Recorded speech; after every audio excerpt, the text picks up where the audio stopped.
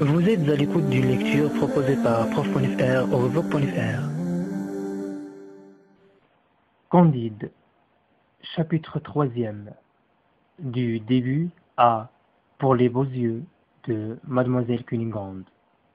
Comment Candide se sauva d'entre les Bulgares et ce qu'il devint.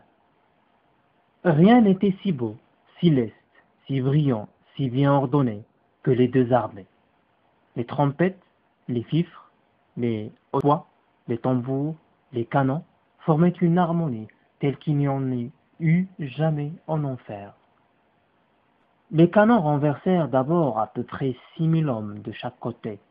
Ensuite, la mousqueterie ôta du meilleur des mondes environ 9 à 10 000 coquins qui ont infecté la surface.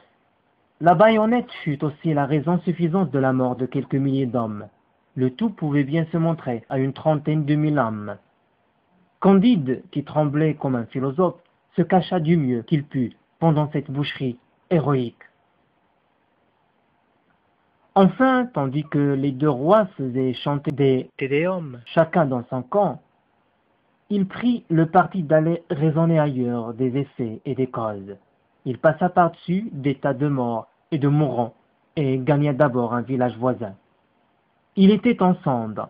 C'était un village avare que les Bulgares avaient brûlé, selon les lois du droit public. Ici, des vieillards criblés de coups regardaient mourir leurs femmes égorgées, qui tenaient leurs enfants à leurs mamelles sanglantes. Là, des filles éventrées, après avoir assouvi les besoins naturels de quelques héros, rendaient les derniers soupirs. D'autres, à demi brûlés, criaient qu'on acheva de leur donner la mort. Des cervelles étaient répandues sur la terre, à côté de bras et de jambes coupés. Candide s'enfuit au plus vite dans un autre village. Il appartenait à des Bulgares, et des héros avares l'avaient traité de même. Candide, toujours marchant sur des membres palpitants, ou à travers des ruines, arriva enfin hors du théâtre de la guerre, portant quelques petites provisions dans son bissac. Et n'oublions jamais Mademoiselle Cunégonde.